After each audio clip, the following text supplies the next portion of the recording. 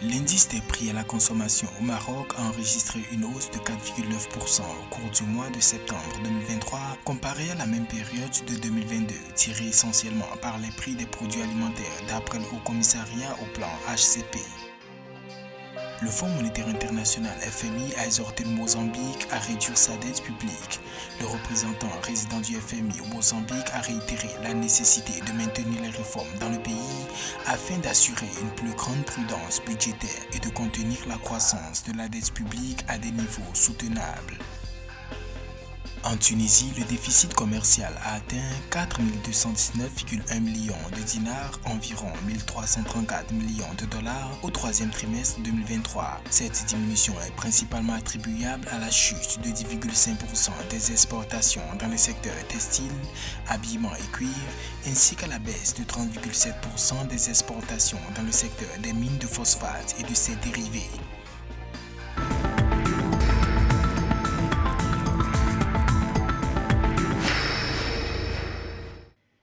Au Maroc, l'indice des prix à la consommation a connu au cours du mois de septembre une hausse de 4,9% comparée à la même période en 2022, tirée essentiellement par les prix des produits alimentaires, indique le Haut Commissariat du plan HCP dans sa dernière note d'information. Cette variation résulte de la hausse de l'indice des produits alimentaires de 9,9% et celui des produits non alimentaires de 1,3%, révèle le Haut Commissariat du plan. Après un fort rebond post-Covid-19 l'année dernière, l'économie marocaine a subi en 2023 une pression croissante de choc.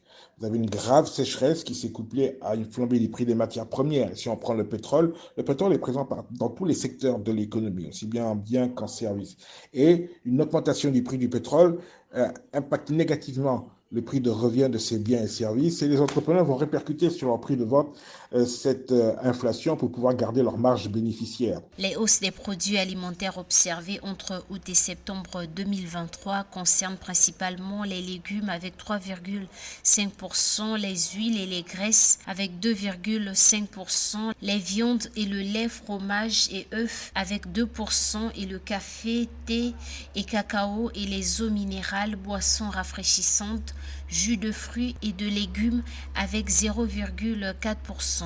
En revanche, les prix ont diminué de 0,8% pour les boissons et fruits de mer. Quant aux produits non alimentaires, la hausse a concerné principalement les prix des carburants avec 6%, a fait savoir la note d'information du HCP. Il y a de bonnes perspectives en soi parce qu'aujourd'hui, elle est beaucoup plus sujette à des éléments sur lesquels qu'elle ne maîtrise pas, comme l'évolution du marché des matières premières et bien entendu les phénomènes climatiques. Et puis avec le malheur qui leur est arrivé il y a de cela quelques semaines, quelques mois, ça n'a pas arrangé les caisses de l'État, mais on ne peut pas dire aujourd'hui que l'économie marocaine soit menacée dans son évolution. Elle a des agrégats qui sont forts. On peut dire que plutôt c'est conjoncturel. Pour les observateurs, si l'inflation progresse trop fortement, cela peut avoir des répercussions dommageables pour l'économie marocaine car les prix des biens et des services augmentent plus rapidement que les revenus.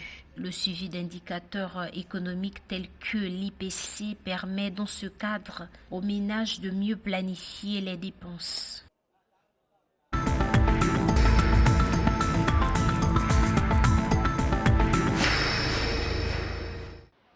Afin de réduire la dette publique élevée du Mozambique, le Fonds monétaire international FMI a exhorté le pays à améliorer ses mécanismes de prudence budgétaire, rapportent les médias locaux. Le représentant résident du FMI au Mozambique, Alexis Meyer, a réitéré la nécessité de maintenir les réformes dans le pays afin d'assurer une plus grande prudence budgétaire et de contenir la croissance de la dette publique à des niveaux soutenables. Il a souligné qu'il est important de maintenir un budget sans dépenses excessives pour permettre à l'économie de croître de manière stable dans les années à venir.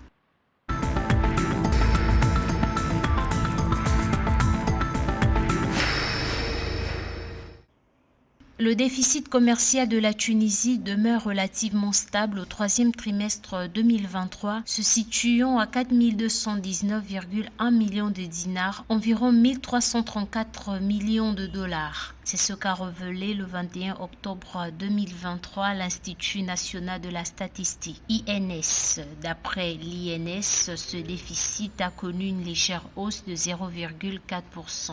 Le taux de couverture à fin septembre 2023 a régressé par rapport au deuxième trimestre 2023 pour s'établir à 78,8%.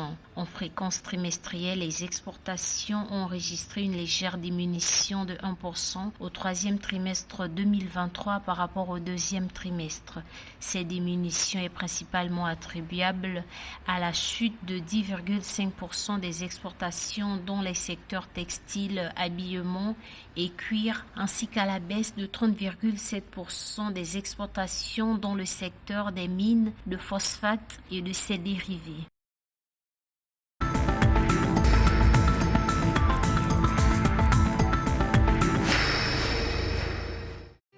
La Banque africaine d'import-export Afreximbank et la Banque d'import-export de Chine ont signé un accord de prêt à hauteur de 600 millions de dollars pour financer des prêts et des transactions de financement du commerce. Le financement fourni par la Chine vise à faciliter et à financer la coopération commerciale et économique entre les États membres d'Afreximbank et la République populaire de Chine, renforçant ainsi les politiques, les infrastructures commerciales, la connectivité financière et la connectivité entre les peuples.